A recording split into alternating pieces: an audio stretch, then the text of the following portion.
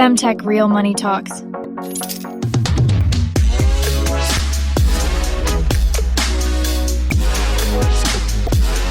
This is FemTech Real Money Talks, the podcast that talks about investment in female technology.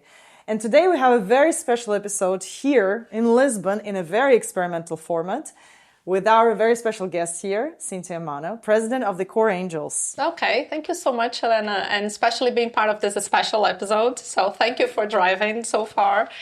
I hope I can contribute to the debate. You are already. So I am Cintia Mano. I am the CEO of COREangels. COREangels is a network of angel investors. We invest in startups in the very early stage, so pre-seed and seed startups. Right now, sorry. Yeah, no. I just wanted to I'm jumping in only to ask this question because pre-seed and seed, there are certain terms. They're too technical. No, they're not too technical. Because certain investors treat pre-seed and seed differently. Exactly. Yeah. So I wanted to ask you, what exactly do you mean by pre-seed and seed? Okay. In your opinion, what is the criteria that you say, okay, this is pre-seed and this is seed, and these are the amounts of checks that we're investing in those startups? Because the opinions differ, and I've seen a lot of, and it's different country for country to country, and there are different approaches to classify the startups. Okay, so basically, when we talk about early stages and pre-seed and seed, pre-seed is when the startup is developing a product. They can have an MVP, they can have a prototype, they can have something in place, but they are still they don't have yet revenue, or they don't have a consistent revenue. So they are still validating this model. They are still launching this product and trying to test the acceptance of this product by the market they are intending to sell to. And seed as well, you are already operating, you already have a product that's working, it's selling, but you're still in the very early stage of you don't have enough traction yet. You already have customers, they can be recurring customers, they can be satisfied with your product, but you're not still in that phase where traction begins, that looks like your startup is scalable, because this is the definition of a startup. It's a business in the beginning, but has the potential to scale up and to be really big. So this is how we consider it, usually across all our funds. And again, we are in different countries, so this can be a little different from fund to fund.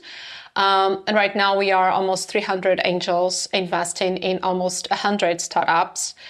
And this is it. I'm an angel investor. I started investing in startups 6 years ago. I'm passionate about it, and I can tell you more about it. Yeah, I'm happy to hear more. What was because normally with startups, it's kind of, what every kind of founder gets asked, but I love to ask it anyway, because this is a story within a story. What was your aha moment when you were like, yeah, I'm going to be an angel investor? Did you have this aha moment? Yes. And what was it? Yeah, I think so. In fact, my career started in corporate. So I studied computer science. I used to be a developer. Then I did my MBA, and I started working for a consulting firm, and then big companies. Then I decided to leave the corporate world and start a business and co-found a startup. And then I learned about this innovation ecosystem. And I've been through all the drama that founders go through, like fundraising is one of the things. And then I started mentoring some founders. Because of my corporate experience, I could be helping, especially the B2B startups in terms of sales strategy, how to approach big companies, how the sales process can be complex in those big companies. And sometimes founders, they don't have this experience. So I started mentoring some of the startups. And I realized that, in the end, I can be helping them a lot, but many times they lack some funding to start. And sometimes it's not that big amount of money. Sometimes all they need is just money to start. And they are founders that it's not everyone that can have savings to start a company, It's not everyone that has a rich family to say, oh, go there and start your business and I'll be backing you for 2 years.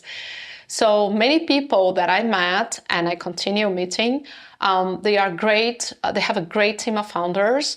They've seen a good market opportunity and are developing a solution, but they have to pay their bills. And what happens? So, and then when they try to, and usually what we see in the news is that the ones funding startups are VC funds. So when these founders, they go to a VC fund, they realize that, well, I'm not that yet. Because VC funds, they are investing in startups, but only after they reach a certain maturity. So what to do with these founders that they're not that yet, but they need some money to invest in their company and test the product and validate and do it in a way, out of the desperate mode.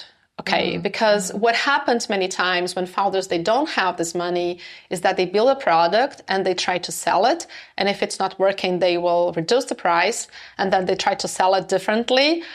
So it becomes really tricky to these founders. And what ends, in the end, many of them, they give up the business, they go find a job, or they keep trying to invest in this business for a long time. So there is a lot of stress involved. There is a lot of burnout. You tell me. Yeah, it's not easy. I know. So I realized that, well, maybe some money could make a lot of difference to these founders. This is when I thought of investing in startups. So maybe I could contribute with more than just advising and mentoring them, but also with some capital. By that time, I already had experience in investing in stocks and in other assets. And I started thinking of this. But between thinking and really investing, it was a long way because it was not something easy to do at first. That sounds like an amazing story. Do you remember the first check you wrote? And what was that? Yes. In fact, it was, I joined a group of angels that were building a portfolio together. And I met them and I've been to a meeting and I saw that, wow, this is very interesting because I'm not investing alone. I'm investing with other people. And this gives you more confidence to move forward. So this was one of the things that was holding me back in making this decision. So we were watching a pitch of a startup that was in the food sector. And I was very impressed with that. I voted for investing on them, and we did it. And in the end, it didn't work. Okay. It was a failure, but it's okay. It's part of the business, yeah. Did it give you the bitter taste of angel investment? Like, it's a little bit of it is a gamble in the end, right? Or is it not? Like, do you feel it's more, like, do you feel like you've cracked the code a little bit with the startups? That you look at the startup and you're like, yeah, okay. My chances, like if I invest in them, my chances are still higher that they succeed because I kind of adopt this internal methodology or something like that. And like, it's not a complete blind gamble when I'm just throwing chips on the table and just investing whatever, 15 red. Yeah, I think that what makes us feel more confident and less in the gamble side is two things. One is that when you're evaluating a business together with other people that have a different background from you, it's more different. It's different, like you feel like, okay, it's not only on my knowledge, on my background. So I am talking to other people and someone can be from marketing. The other person can come from finance. The other has a very good experience in the industry of this startup or could make some calls to the customers of that startup. So you feel more prepared to make a decision and with other people. So this is one thing that reduces this feeling of gamble. But the other thing that maybe it's even more important is that once you invest, depending on the kind of engagement you have with the startup, this can be a gamble or not. Because you can be an angel and you can invest in a company and you just put the money there, and then once in a while I call the founders and say, hey, what's up? What's going on? How's everything? And then it's less formal than a meeting with the VC, right? Yeah, and then this is not engaging, and you're not, you're not really getting into the business or into the challenges of the startup. If you do that, this is more like a gamble. And like when you participate in a crowdfunding platform, this is a very interesting investment, but you don't have any relationship with the founders. You just put money money in there and that's it. In the case of angel funds, that how we work, these angels, they are building the same portfolio. They are selecting together the startups where they are investing. And they are invited by the leaders of the funds to contribute to the startups. So it's not only about putting the money, but they have constant meetings with the founders. And this is also something important to tell the founders, that is, we are not here just to listen to good news. And to bankroll you. Yeah. Definitely. Yeah, and we are here also to listen to your struggles, or how can we help you on that? Because this is a belief that is very strong in Business Angels. That is, I invest in something that I think I can help. Because if it's something that I don't know anything, or that my group doesn't know anything, it's just going to be a gamble. And this is what we want to avoid, because the chances that to succeed are much lower if it's just gambling. So what is that, like, kind of COREangels as an organization and you as an angel investor? Yeah. What would you say is your, spectrum? Like, what is that you feel confident, what kind of topics you feel confident about? And if there is a startup in front of you, you're like, okay, this is something I understand, and this is like relatable for me. And maybe, you understand the pain, or you understand the solution. Yeah. What's the spectrum there? Yeah, I'm not very, I like to, and I think I'm more helpful to startups in the B2B space, especially if they are interacting with complex sales to big companies, because this is my background. And I've been supporting startups very much in this sense. I don't have any, I have some, I would not say preferred industries, but I have some things that really fascinates me. I'm not an expert in impact or climate, but I really think this is so needed, and we really need to pay so much attention to this, that I'm very excited about the topic, but I'm not an expert, and I rely a lot on people that know about this, but I'm really excited to learn about those startups and study them and try to be supportive to them. Food, the same thing. It's something that really strikes me. And of course that for me, there is a personal agenda that is supporting the female founders. In the end, for me, this is extremely important. I'm happy to say that in COREangels we have better numbers than the average industry, but we are still... What are your numbers? So 15% of our angels are female angels. Oh, great. What about the startups, though? The startups, we have 11% of our startups are... So it's better than 3. Much better. Yeah, I know, it's better than 3. Better. Yeah. But we still have a lot to do, because when you take a look at the investment committees, that are the meetings where the startups are going to pitch, we don't see many women still, so... On both sides of the table. Yes, on both sides of the table, and female founders and female angels. So we have to work, and we are working to increase those numbers in both sides of the table, but also bringing some clarity to our male investors also about why we are not investing that much in female founders. And it's not because they don't want to invest in female founders, because if you tell to any of them, these people are evaluating businesses. So for them, at least theoretically, it doesn't matter if it's a man or a woman that is running the business. Do you think there is really no difference at all? Like through your network, have you seen no bias being? No, there is a lot of bias. No, I'm saying I'm not trying to be provocative. I'm really trying to understand. Yes, there is a lot of bias. So theoretically, if you come to any of these investors and you say, would you prefer to invest in a female-led startup or a male-led startup? The person will say, well, I don't care. Exactly. As long as it's a good business, it's a good market opportunity, I see that the team is good. Okay. But then take a deep breath. Okay. Yeah. What is a good business? What is a good team? So, of course, that all of us, and we have our biases, okay, all of us. And this bias can be a female founder or a male founder, or this bias can be someone coming from the same university that I studied. Or someone that comes from a country that I believe it's full of talent, Or is not full of talent. Or it's not full of talent. So I think that every one of us, we have our own biases, and it's influenced by our experiences, everything that we have gone through. So it's not that it's just male and female. We have this set of beliefs that will influence our evaluation. And this is human. This is not because we are evil. This is not because we're bad people. It's just human, okay? Yeah.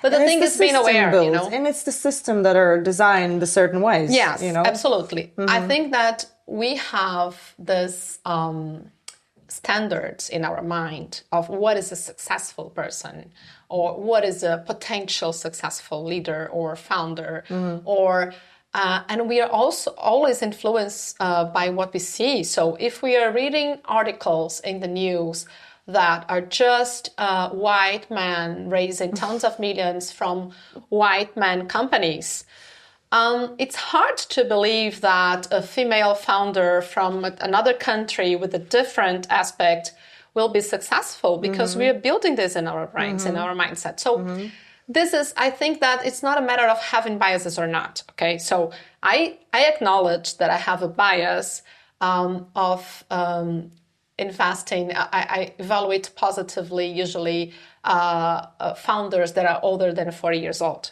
Oh, okay? Really? Oh, yeah, really? Oh, that's the key to you know, heart. For me, to your investor heart. Okay. For me, it's interesting. Really? And why that? Because when I founded my startup, I was almost in the 40s. And I met many people in this transition that I think, well, it makes a difference to found a business after you had some experience. What was your startup, by the way? It's on the oil and gas sector. Oh, really? Interesting. Yeah. And why did you decide to stop? Like, what was the... Or you No, continued? I didn't stop. The company is still alive. I'm still a partner. I'm just not in the forefront anymore. But still, like, you're literally wearing both hats. So you're the startup founder who's successful, by the way. Yeah, but then the angel investing activity got me so much that I stepped back from the execution. But you know what it is. Like, you know your own definition of success. This is what... interesting. I know. Interesting. So for me... So, like, the thing of 30 plus years old strikes me. So I'm aware of that.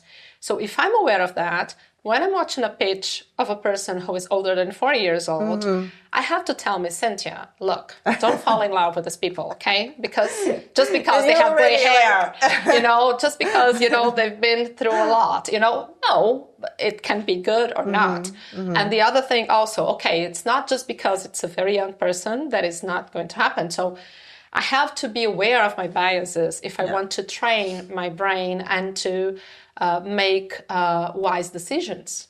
And I think that it happens to every sector of our lives. So, and in business, so I was telling you about the angels. So, of course, that if you make this question, they will say, I don't care if it's a male or female.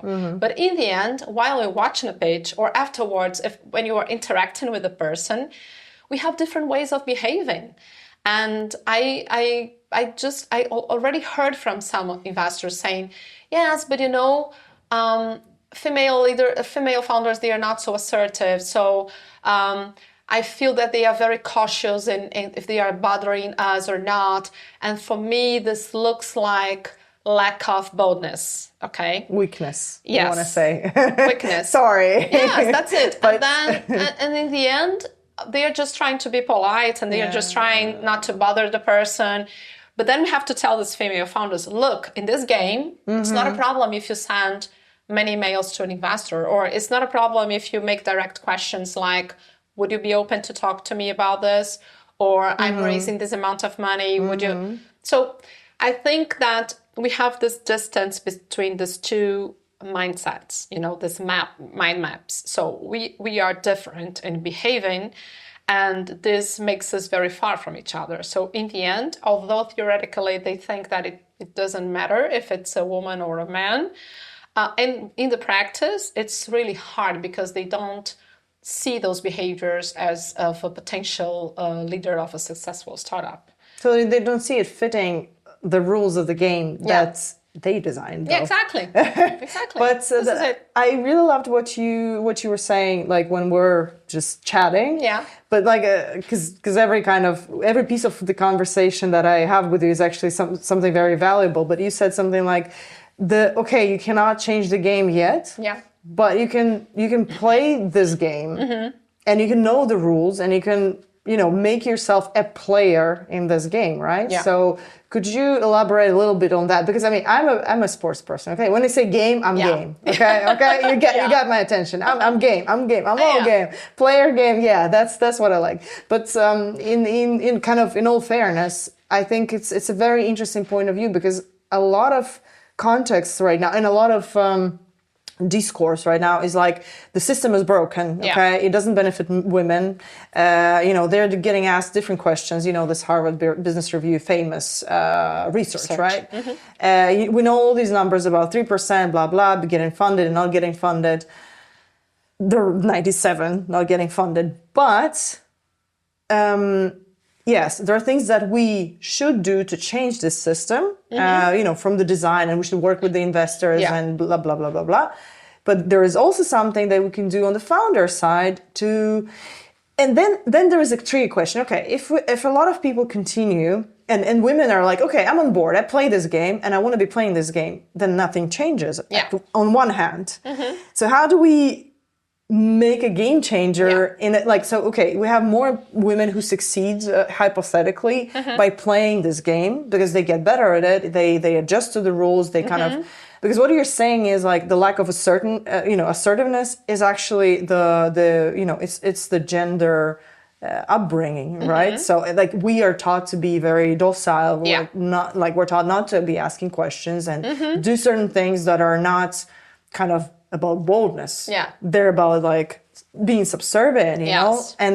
And it's very hard to uproot unless you grow up in a very specific household that knows the word feminism, right? Or at least practices it in some way. So, okay, I've learned to play this game. I'm good at this game, but the game doesn't change. Yes, I see. What do we do? I think as I was chatting with you, I don't think that female founders should change to comply with the system. Okay, I don't think this. I think that we need to bring awareness to the system and say, look, you are missing opportunities because you're not funding these amazing teams, providing impactful solutions, etc., with good potential returns. Okay, so this is one thing. But this is something that if we work today, results will come in the midterm or in the long term. They are not solving the problems of the founders right now.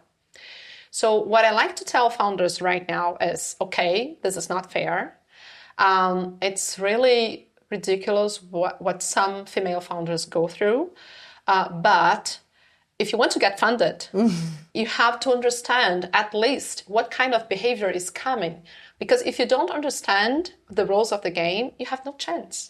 Because if you have to count on having female investors on the other side of the table to get funded, it's going to take a lot of time. So to solve the problem of your startup right now, to solve your problem right now, you need to be aware of how this game is played.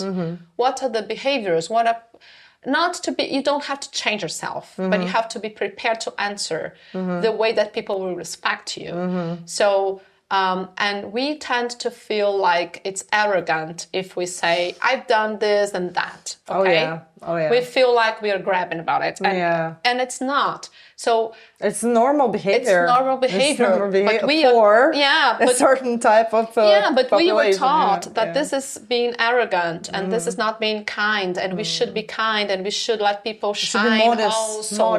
Modest. Yes, exactly. modesty is a virtue, etc.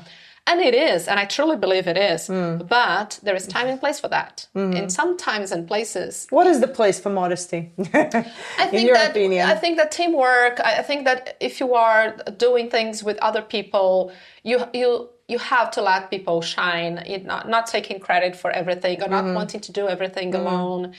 I believe very much in teamwork and recognizing that all of us, we are learning every time and we don't know it all, never. So I think this is good, and this is important not only for the team, but also for yourself, because this is the way that you will grow. If you just go to a stage in your life that you think, oh, I know it all, you're not improving anymore, and you're not bringing any impact to society or to your group of people anymore. So I think that there is a place for this, but it's not when you're pitching about your business.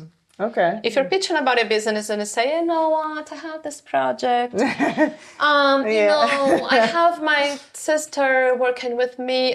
Forget about it, you know. Once I was mentoring a founder that she was presenting the pitch, and the founders, they all had the same surname.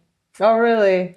And I said, okay, your sister, oh, yes, this is my cousin. Okay, but use a different surname, okay? Because people will see that you're a family, and trust me, because I was the founder together with my husband, and we never used rings in a meeting because of that, because we don't want people to see that we were married, because it means a lot of things. But in this case, I told her, just use different surnames, okay?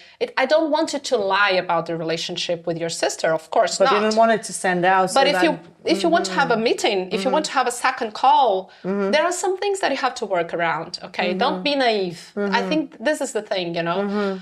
And also to be prepared for some questions and to stand out and say, I think I'm the best person to run this business because I've done this, this, and that. And this is not something to be ashamed of, you know, and this is something that you should speak naturally. And I've been seeing amazing women with the brilliant experience pitching like they were asking a favor, you know, and not like, well, I have a business opportunity here. Would you like to invest? And that's it. I'm offering you an opportunity. Exactly. To invest in my business that I've built. I mean, like, you have money, I have the business idea, and I have something to show for it. Absolutely. That's it. That's it. So I think this is I think that this is the twist that we need to make, especially for the current founders and trying to pursue funding. What do you think could help women do that? I have my own answer, but I want to hear yours. I mean, it comes from my own experience, but I'm curious to see what could women do to get this kind of, you know, sense of entitlement even. I mean, and I don't see anything bad about, you know, sense of entitlement, because this is something that gets people places, right? Yes. This is something that gets you somewhere, because you're like, not the world owns me, I own the world. Exactly. And I'm building it with all the confidence I've got. And if I don't have enough confidence, I'll find a resource to get more of it, right? So I know, but you know, I think that there is one thing that also holds us back a lot. There is the fear of rejection. Because we were taught to please people, okay? We were taught, it doesn't matter. It's very rare. I think that in some countries it's less, in some it's more, but I think that in most of the countries, we were raised to please people, okay? To be docile, to not bring problems, to solve problems, to take care of people. So women are the ones who are quitting their jobs to take care of their parents, of their kids, of their in-laws. So men, they are not taking care of their parents, but they focus on only one thing, right? Exactly. So we are taking care of everyone. So we are never taught, we are always taught to be pleasing people. So there is a thing related to fear of rejection that I think it's really bad to women raising money, because business, like if you're starting a company, sales, I think, is the biggest challenge, okay? And sales is a process where you will listen to 100 no's until you get one yes. Exactly, that gets you somewhere. Exactly. And the same thing with fundraising. You will pitch the same pitch deck to tens of investors. Very few of them will say, I don't think it's a good idea for me now because we'll give you feedback. Oh, the rest will be Many of them will just ghost you. Exactly. And you have to deal with this. And I see that this is a bigger problem for us because we are like, okay, but they didn't answer me. Should I follow up? We take it on us, right? Exactly. We take it personally. Yes. Right? For us, if it's going wrong, it's our fault. Yeah, exactly. If it's going well, it's, you know, opportunity, everyone. It was luck. It was luck. Exactly. I was lucky. I have a good team. People helped me. And men are the other way around, okay? If something's going on, of course, this is not all men or women. Yeah, no. We make this disclaimer, but it's kind of... But it's like a pattern that we see. When I was in the corporate world, most of the feedback I gave to men was, yes, you're very good, but hold on, you're not that yet. Okay, we still have some things to work on. And feedback for women, well, you're amazing. Why do you think you know, why don't you behave like that? So it's really common. So I think that this fear of rejection also stops us. Do you know anything that could help, getting back to the question, anything that could help women in the now. Like Yeah. it could be something outside the startup world, Yeah. for example, something that they do to increase that confidence, to get more like footing on the ground, to get this like, you know, Yeah. like I'm here. Yes. And I leave my mark, whatever Yeah. that is, and I mean, I can take no for an answer, and it's fine. Yeah. I fail, and it's fine. Yeah. I'm rejected, and that's fine. Yeah. There is one thing that helped me a lot. Okay. That is practicing hobbies that I was not good at. Okay. I love Okay. that. Okay, tell me more. So I love running, Okay. but I'm awful. My pace is ridiculous. I'm a turtle running. Okay. But I love it. It Okay. makes me feel super well. I like running like 10K, 8K, or whatever with friends or alone. And this is an exercise of, yes, I can fail in some things, but still do it. I still like to do it. You know, I play the guitar. Even Oh. worse than running. Do you play acoustic or electric? Acoustic. Cool. This is just for me because Next. Okay. no, So we're I not. can't. We're not no, getting. no. We're not getting that included No, here. no, You it's didn't bring weakness. it? You know, Okay. it's awful level 0. Okay, But you do it just for me. you. You do it for you. But I do it for me, and I practice. And there is a song that, well, I learned how to play the song. And sometimes, if I feel, oh, it's a little better, I show this to my husband or my kids. But it's just this inner circle. No, you know? no, sure. Not to the outside. Okay, But it's a good exercise because because we are taught in our society that we have to master everything, that we have to excel everything, that we need to pursue excellence. And yes, but for everything, what about the things that I love but I'm not so good at? Should I avoid them? I don't think so. And this helped me in putting me in this position that you don't have to excel everything.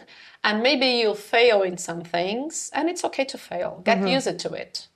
So this helped me doing a sales presentation to customers and failing and getting a no or not getting anything or being invited to leave the room. It already happened to me. And then I cried and then I got desperate and I thought I'm going to shut down the operations.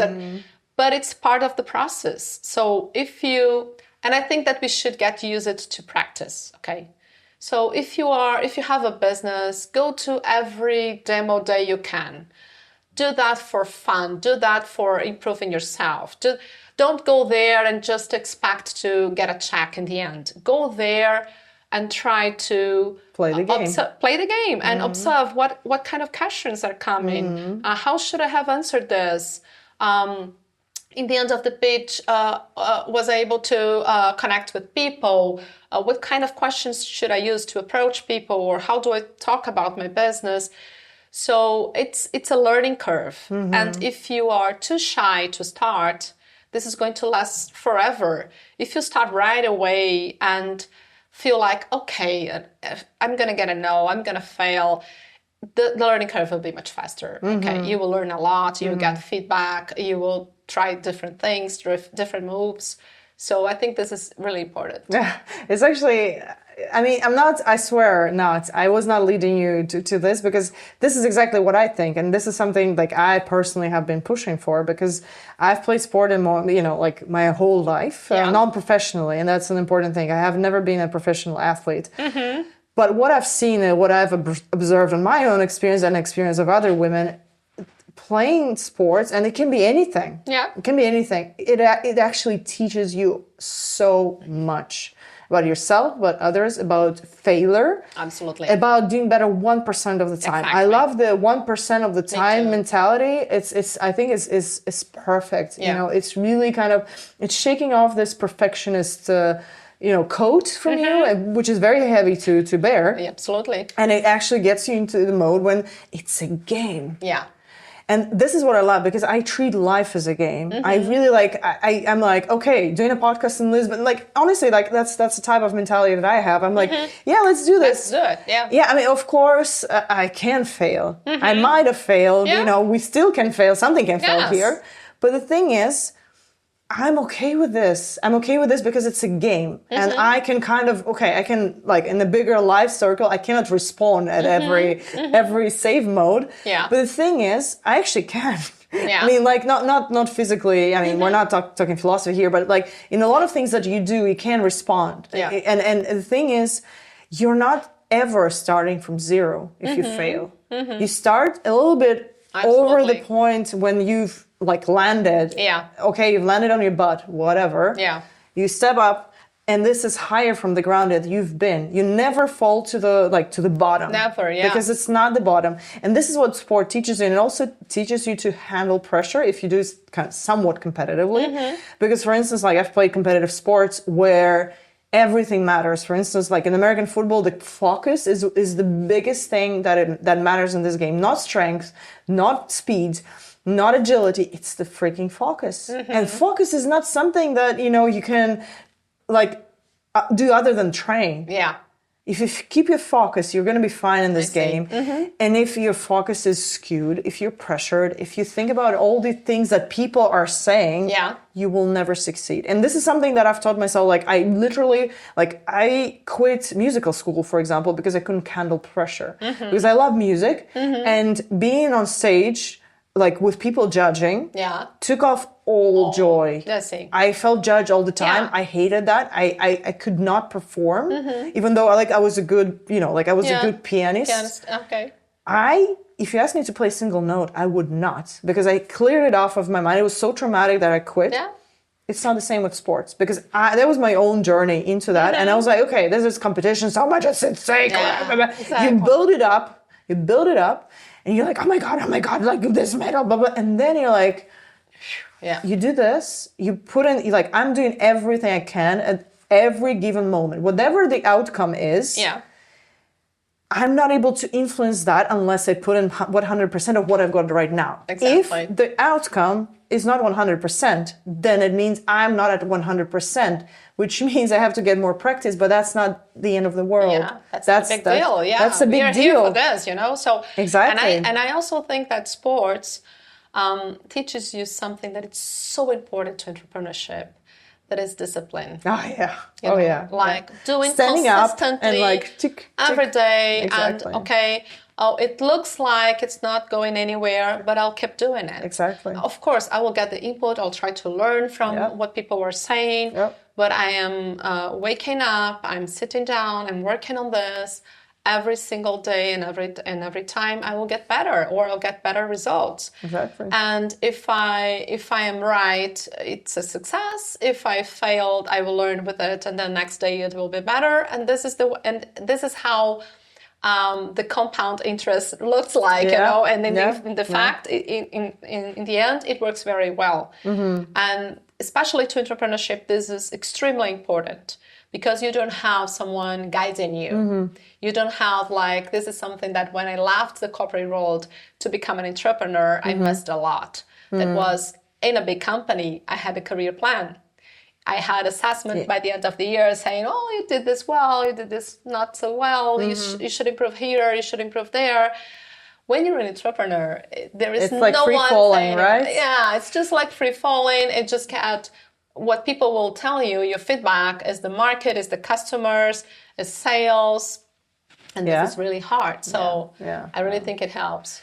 Yeah, this is something that I've been promoting on a kind of not on a large scale, but something that I've been thinking about, as a philosophy even, because we've done it with the previous episode, because there was Myra Hurtado, who's developing an incredible product in Singapore, and the thing that we got off with was basketball. She was like, oh, I didn't think that, I reflected on what we were talking about, in the warm-ups, and I realized, because I've played basketball super competitively, and she's, Myra is super confident. She really gets in the room and she owns the room. And I'm like, do you think that you got it from that kind of experience? She's like, let me think of that. And she really thought of that, and she brought it into the podcast, and she was like, hell yeah. Yeah. Hell yeah. This was the experience, and my parents not interrupting with that in any way, not saying oh, this is not for girls, blah, blah, blah, blah. Okay. This is what made her a startup founder that owns the room and is absolutely she has this confidence, and she's great to talk to because she thinks about the future. Yeah. She's not thinking about oh my God, if I'm going to raise money. Of course she has all those doubts. Sure. But the thing is she has this presence. Yeah. And this is what feeling comfortable in your body gives you. Yeah. And feeling absolutely. Exactly. And I also think that sometimes the mistake that we make is, as we want to please everyone, I think that once you start thinking, I'm not going to please everyone. My business is not to everyone. If I want to fundraise, I don't want to fundraise from any investor. So it's okay if I fail with some of them because maybe I don't want them either. So I think it's a mindset that it's not that we have to get 10 or A from everyone, okay? It's not like this. Just one yes. It's okay. So it's the same thing when we are talking to some people who are interested in becoming angel investors.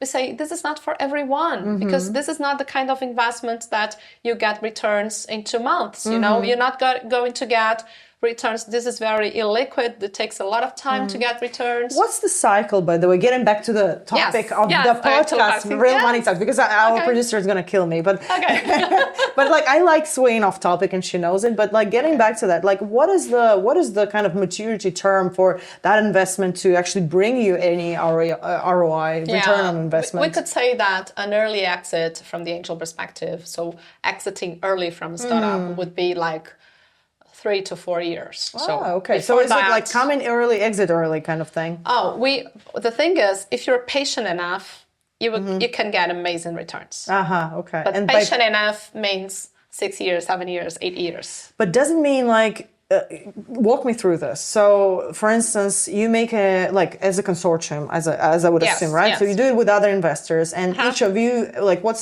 is it okay to ask that? What is the regular size of check that each of you writes? Or is it different? It's different according to the thesis, because in some of our funds, startups invested are more mature or less mature, or they have a strategy that is investing with other vehicles, okay? So, and you're not writing a check for each deal, you're writing a check for the fund. So in some funds, the minimum amount for investing is 30K or 50K or 100K, depends on the thesis that you're investing in.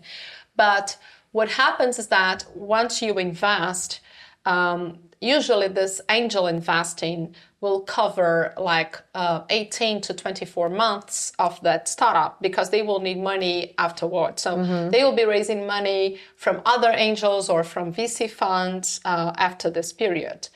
And the thing is, it might happen that you have an opportunity to exit, but it's really rare that it happens before 3 or 4 years, before 5 years. So if you have this chance with 3 or 4 years, you have to consider it and think if it's aligned with your expectations of return. But the thing is, if you can wait for more time, it can be a much bigger success. But of course... What is the scenarios of much bigger success? Is it the M&A, like merge and acquisition by a bigger player? Or is it the IPO when the company becomes public? It can be both. Usually when we are investing in the angel phase, like in the early stage, it's really rare that we go until an IPO, because not all the companies go to an IPO, of course. But M&A can be a possibility. But also another possibility is they are raising another round, and the investors are putting money, and some of them say, look, but I want to buy the shares of the previous investors because we want to clean up a little bit the cap table. I don't want to have that many other partners with us in this company. So then it's also an opportunity for the angels to exit the company and recover the investment. So if you are able to wait more, of course you can have chances of getting better returns.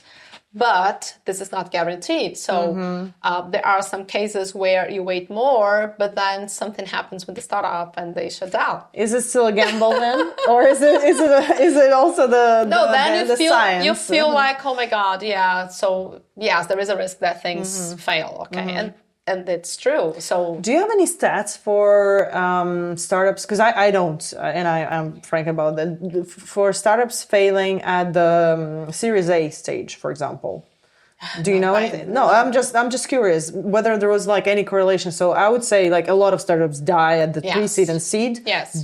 For the for various reasons, not finding product market fit, running out of investment. But once you've achieved like at least like you've reached this stage, Series A and Series B maybe. What are I don't have these numbers for Series A and B. I have some numbers for the moments that we are investing. Especially there are some studies in the UK and then in the US about angels investing together. And usually when they do this together, the numbers that we have is that half of the portfolio will die. Okay. So you lose money in half of them. You will have around 30% with the return that is between 1 and 5, and then you have 10% more, or 5% that will be even higher than 20 times. So you have 1 or 2 in a portfolio that maybe will pay the whole portfolio investment. Okay. And that's the basic thing, kind of, for... This is how we work to estimate the potential returns of the funds in the end. And when you come in, like, I'm sorry for asking basic questions, but like when you come in as a consortium or as angel investors, what is the amount of equity that you take off the company? Because for a lot equity. It's what? Very little equity, very short, very small equity. But I think it's important for the audience to know, and for a lot of startup founders, because I personally heard of a lot of stories when you have like a product and you're raising, like, and there is an angel founder that comes in and he's like, oh, I'm going to take 20% of your equity. And a lot of founders do not know that that's not a thing. It's something they should not do. So exactly. Like, what is like, for COREangels and for you personally and for the startups as a kind of warning, what is the amount of equity they should kind of give at the angel rounds? Yeah, usually as angels in the rounds that we invest, we will take like maximum, 13% of the company. You know, it rarely gets to 15. You know, very specific deals. So like 10 to 10. You know, to 13. like 5 to 13. It's a normal range. Sometimes what we do is we get even less because we are, let's say, we are participating in a round that's not early stage. It's already like Series A, but we are getting like 2%. Okay, but we really want that startup for some strategic reason, and we are okay with investing only 2% because we see that there is a very good potential that this will raise a lot. So this will increase a lot. So, but usually until 10%, it's quite good. 12%, 13%. So, like to the founders who wanted to give 20% of their equity, it's a no-go. And you know, in the end, we don't want also to get so much equity from the founders. First, because we truly our system of investing is we truly believe that the founders are the owners of the business. Sure. We are not there to control them. It's their call to make decisions about the business. We are there to support them. So we are not running the business. We are not telling them what to do. So they need to have most of the shares. But there's also another important aspect, that is, if we are investing in a company that in 1.5 years or in 2 years or 3 years, they are going to fundraise again, they need to have some room in their cap table to have other investors. Exactly. And if you leave the founder with 30%, 40%, you don't have this room. So other future investors will look at this and say, you know, it's not good for future investors to have the first investors with so big shares. So it's not good to the business. So if we're taking a lot of shares right now, it's not good for the continuity and sustainability of the business. So we're just backfiring. I love what you say about not controlling, but being there for the startups, because again, a lot of stories that I've heard firsthand from the startup founders is like the first angel investors, they either try to take a lot of equity, and then they try to immerse themselves into the business and actually start doing the seagull management, as they call, like they're trying to be, you know what I mean, right? So they're trying to like be very invested, get into every nook and cranny of the business and like monitor it, and a lot of founders do not understand that's not a norm. Yeah. And how is that how's that addressed in COREangels? Meaning like you're all on the same page with this. Yeah. Is it like the type of people you kind of get into the consortium, or is there like the code of ethics or stuff like that? Yeah, I think there is a lot of setting up expectations. And when we are dealing with individual angel investors, founders are much more they have a higher risk of this happening because you are getting investment from one single person. And maybe when I was a founder and I first heard about angel investor, I think, well, I will never find this person because people were telling me, well, an angel investor is someone who has a lot of money, who knows a lot about your business, who trusts that your team is great, and they will invest in your company and will support you. I think, well, this is Prince Charming, I would not find this anywhere, True. This person, it doesn't exist. So, same as the perfect founder. Yes. I mean. And then I thought, well, so today, as we are an angel fund, it's easier to align these expectations and have processes. So in COREangels, what we do is, we have like 30 angels that are invested in a fund, and they have invested in 10 startups, as an example, okay? What's the geography, by the way? We have funds in 8 different countries, most of them in Europe, but we have one in the US, one in Chile, one in Brazil, and one in the Middle East. Oh, wow, that's great.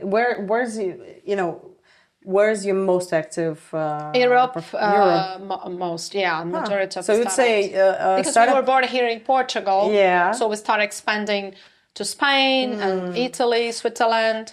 Are there many startups that you invest in from Portugal as well? No, but we invest in across Europe. Yeah. So, for instance, the fact that you are investing in a fund that is based in Portugal doesn't mean that you are not investing in a company from Finland. Exactly. No, okay? That's true. It's okay. It's not a problem. So I was saying that when you have a fund, we have these processes. And so if you have like 30 angels, part of a fund, invested in startups, and they built a portfolio of 10 startups, it doesn't mean that this 30 people will be calling the founders crazy and asking for numbers or what's going on, okay? So usually we have a process like they send reports, but we also have a role that we call the Archangel, that is for each startup, we have one angel. Yeah. I've never heard of Archangel. Oh, yes. My God. For each startup in the portfolio, we have one angel of that group that is in a closer contact with the founders. And why that? Because if you just receive reports, you don't know what's really going on with the startup. You just see that, well, revenue is growing or it's decreasing, or you're paying a lot in payroll, so you don't have the feeling of what's going on behind the scenes. And if you have this person that is like meeting the founders every month or every 2 weeks, and sometimes during crisis every week or every day, if you have this person can come to the rest of the group and say, look, they are needing help with this, and that. Who can help with introductions in this company, or who can help in modeling the next fundraising round. So this is also a way that we protect founders to be so accessed by the angels. But we also tell the angels that, look, sometimes the best thing that we can do for founders is let them work. You know, because we don't need people just filling reports and just saying, oh, yes, we're doing this, we're doing that.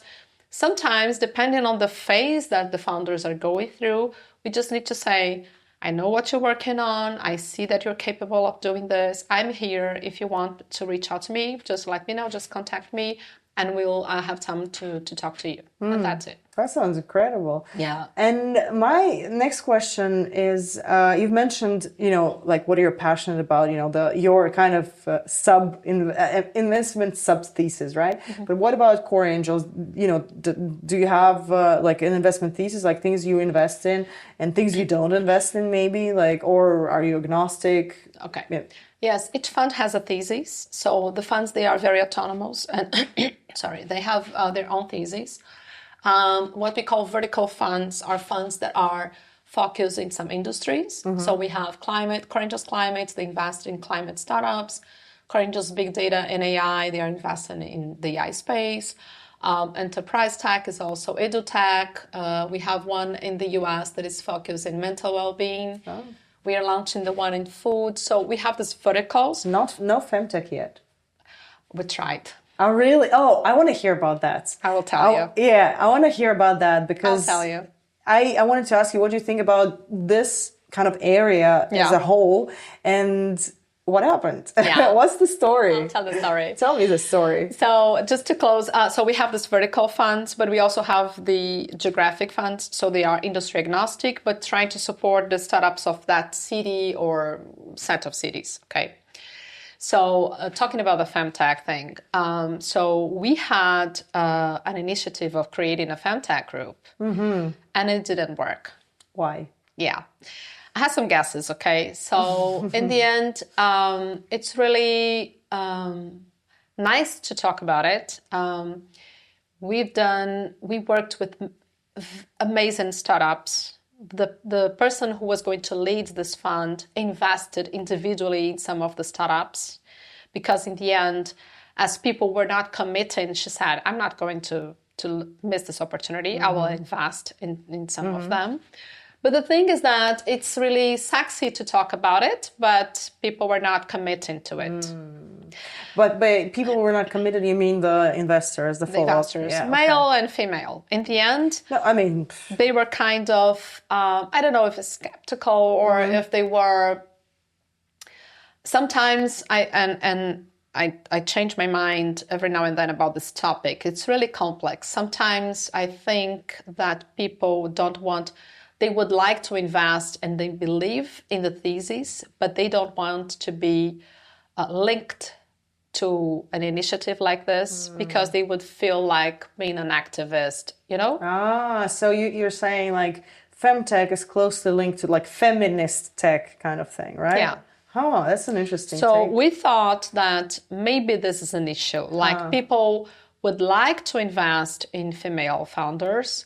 And in this case, we were very focused in solutions for the female market. So the definition was we're not funding female founders. We are funding solutions for female, okay, for 50% of the market that is not attended, you know? I wanted to clarify that because a lot of people confuse femtech, like literally like feminist tech, but it's not. Yeah, you know? It's not. So there were amazing solutions related to health, female health, but not only, and the thing is that we saw that people were enthusiastic, but maybe they didn't want to relate to this girly thing, you know, like girly you know, thing, right? So I thought that this may be an issue, and so we stopped for a while. So maybe we couldn't make it. But I've been there are some initiatives in this way that are running, and they could find a way. And I really support all of them. I think it's very important. It's interesting, but you had a startup, birth tech, helping newborns, right? Yes. By the way, do you consider it to be a femtech? Indeed, it is. Yeah. Because it's how it is. Yes. It's. I mean, and this is the shouldn't be because a newborn should be a problem of the whole world. But in the end. But is it like it's the mother and the newborn, right? Yes. So. But the thing is, like, the problem I have with the definition of femtech and the way it's treated right now, it's either people treat it like something it's not, like feminist tech. Well, I mean, it is feminist as much as any woman is a feminist, you know? Like, okay. It should be. It's not, but should be. But I mean, like, it sounds like a political label, but like by feminist, I mean, like, exactly what we talk about. It's standing up for yourself, it's having confidence, and it's understanding that you are... You know, you're a body in space that has rights, you know, like, and it's not about something like extra, you know, it's not about oppression of the other class. It is exactly what it is, like standing up for yourself and understanding that you have rights. You don't have to be docile, all that we've discussed. But the thing is, the other thing that I found, and we've seen a lot of great startups because they are bordering medtech and femtech. And this is a very interesting part because this is where the innovation lies, in my opinion. And there are lots of innovative solutions that, you know, approach a very concrete issue that, again, like, is often overlooked. Because I often quote Invisible Women by Cristina Criado, and she's incredible. She compiled this book that is now is going to be taken through the years as one person who had the audacity to sum up all the facts where women are overlooked. And one of them is actually symptoms. One of them is actually design of things that are like chairs or stuff like that. Cell phones. Cell phones, exactly. And the thing is, like no one is taking care of that, because I mean this is the like if it's your health and you're a woman, it's not strictly med tech. Yeah. It's FemTech. Yeah. But the problem is that I found it treats female health as reproductory health. Yeah. It's only reproduction or anything around that. Because this is what differ male and female, and it's not only that. Exactly, Yeah, of course, exactly. Yeah. What about like the symptoms of heart attacks that are different in females and males? What about like symptoms of osteoporosis that are different from females and males? What about healthy lifestyle and post-menopause? And it's a huge thing, perimenopause. I'm going through it right now. I'm so sorry. I didn't say sorry. No, I'm like, yes. Yeah, there's money on the table for this, Exactly. People would pay for solutions. People would pay for things like this. Why is there a gap? Yes. Why is there a gap? Is it like only the label that's scaring people off, or something else? I don't know. I think that in case of health, we are uncovering many things right now. We are getting to know lots of things right now, because in the beginning, medicine was practiced only by men, and then once you start bringing women to become researchers and to work with medicine, with health, they start saying, no, but this is not how I feel. So I was reading an article talking about cramps and saying, we have been taking the wrong medicine for cramps for decades, because this is now we've been taking medicine, comma. Yes, exactly. because this is the way I feel like and my mom, by the way, told me not to take medicine against cramps. Yes. Because she said like you might be overlooking a big problem. Exactly. But I'm like, yeah, but I'm like, but there's no way of dealing with it. Exactly. How do I deal with that? How do I deal with that? Like, what do I do? And we don't have an answer. So exactly. The thing that I think that right now in health, we are starting to understand a little bit more about the female body and how it reacts differently than the male body. And it comes from very subtle things, like in the school books, we used to see, at least when I was a child, the body that was designed there was the male body. So we as children, we were not studying, only when it gets to reproduction, we talk about female body, okay? But then all the other aspects, we are not talking about these two genders. We are just talking about the male gender. And I think this is happening, and we are finding some things right now, but still there is a way to run. And I think that there is a lot of opportunities of businesses on this, because we are 50% of the population. And you can say, okay, but and there are many women that would pay for having solutions for their problems. Might they be health problems or issues with parenting, issues with psychological health, or many other stuff. So we are not there yet. I think many, to be honest, some days I wake up very optimistic, and some days I wake up, like this is not going to happen. We are never closing this damn gap. Opportunities will never be the same. We are just trying to build the impossible. And so I'm very pessimistic. But what date is it today? What date is it today? Well, to be honest, I'm a very optimistic person. Very optimistic, usually. Okay. But today I just heard on LinkedIn some things about a big businessman in my home country saying some absurds that I just got, oh my God, really? We are in 2024. No. And when is it going to end? Fortunately, I've been seeing more and more men speaking about it, and saying things and saying, this is this guy, but I don't agree with this and that, and let's talk about this. So I've been seeing more and more men trying to be supportive. Of course, they don't know exactly how to do that, of course. Yeah. But many things we also don't know how to behave, right? So I think we need to say, to give positive feedback, but say, yeah, but let's do more, okay? Wording, supporting is good, quotes are good, but what else can you do to help us on this? Because this is an issue of society. But what should they? Well, many things. I think that they should say no to a number of things, you know, like, Like not trying to be provocative here, but like Yeah. if you're a part, say like, okay, this instead of patriarchy, it's matriarchy right now, and we're the ruling class. Yeah. Everything works for us. yeah. Why should we work to include men there? Oh, because we have another gender, because it's much richer, because Why?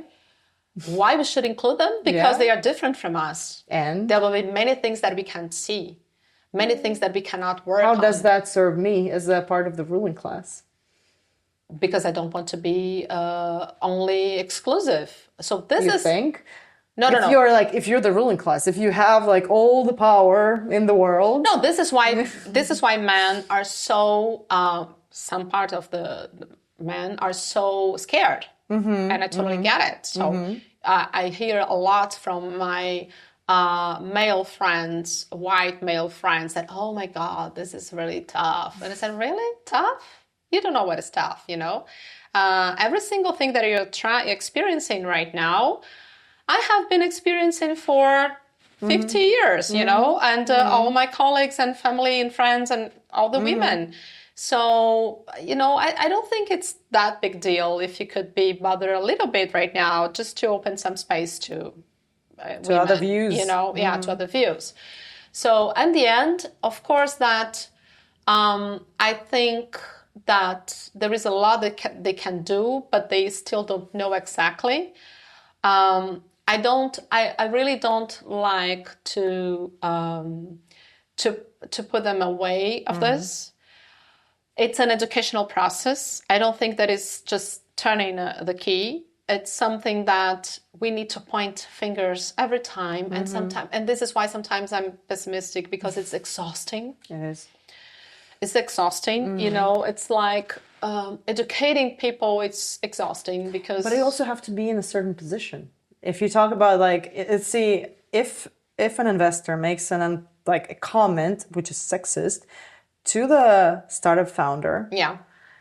they're not in the place to, when we talked about the rules of the game, okay, they might not be changing themselves, but like, can they point out that this comment is sexist? Because we've had an episode with Jana Aznavour, who's an amazing scientist from the US, and she's developing a solution that diagnoses endometriosis from just a drop of menstrual blood, for example. I mean, that's amazing innovation. Yeah. Yeah, and if you want, I can connect you.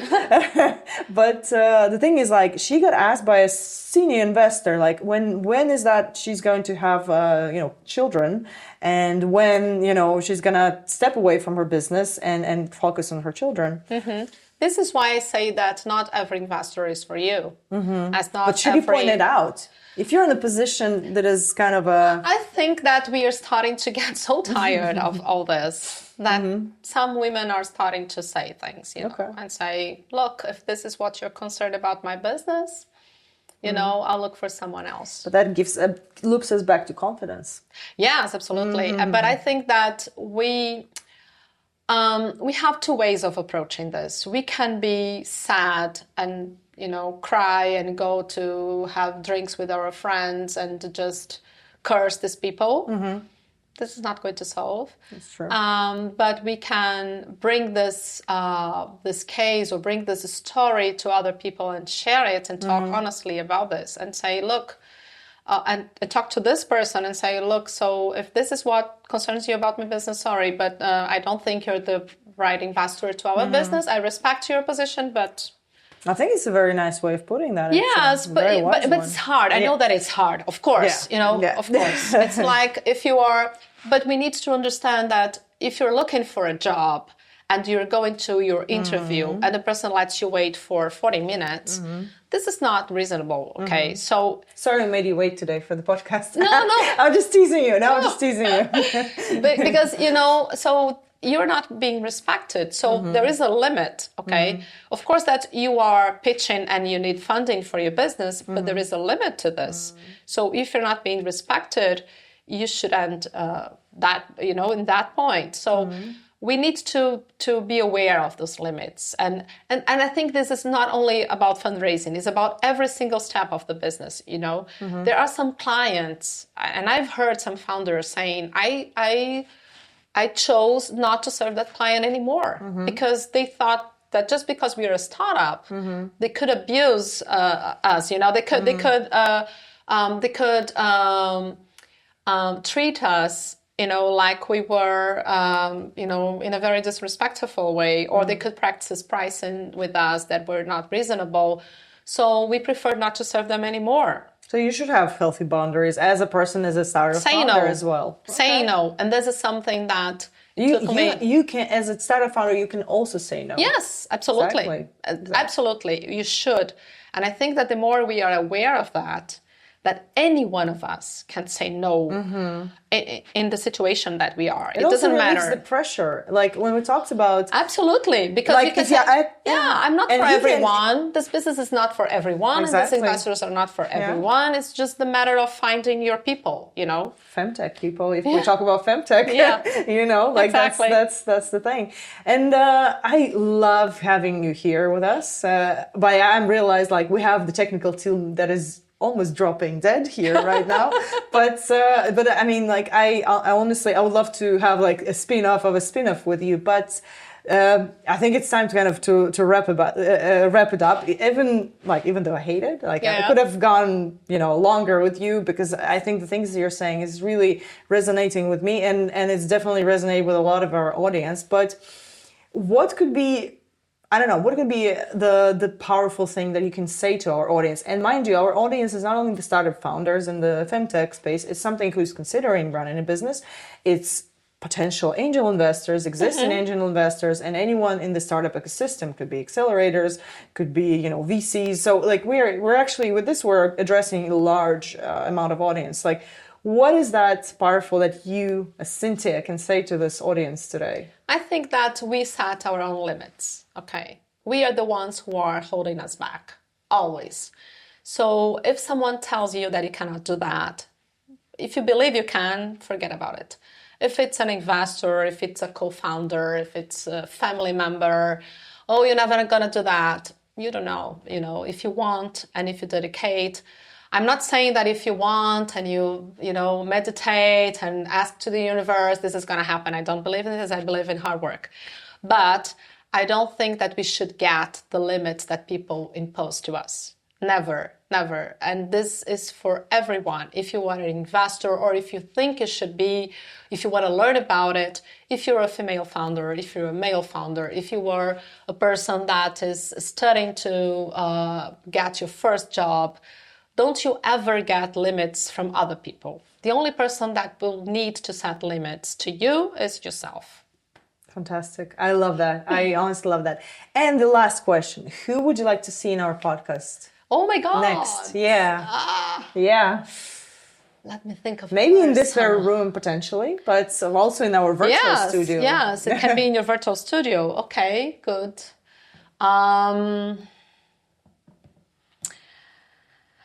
Oh, I have some names. No, let's go. You could bring the person that would be linked in our FemTech. Okay. She's an angel investor. She's in Madrid. Great. She's... what's her name? She's brilliant. She's Andrea. She's a friend of mine. She's a runner, marathon, much better than I am. Oh, okay. And she has a lot of insights about this. So Great. I think she would be awesome. Okay, we have our next guest. Good. Thank you so much, Cintia. It was such a pleasure having you here, and too. I think it's it's an amazing piece of MVP you put together, and I can guarantee it works out as a proper seed startup, but I'm used to MVP. Okay, it's okay for me. MVP. So let's hope this MVP turns out the way you like it, and I'm happy to talk to you more, to get you in this studio or in a bigger one at some point, and see if something has changed, by the way.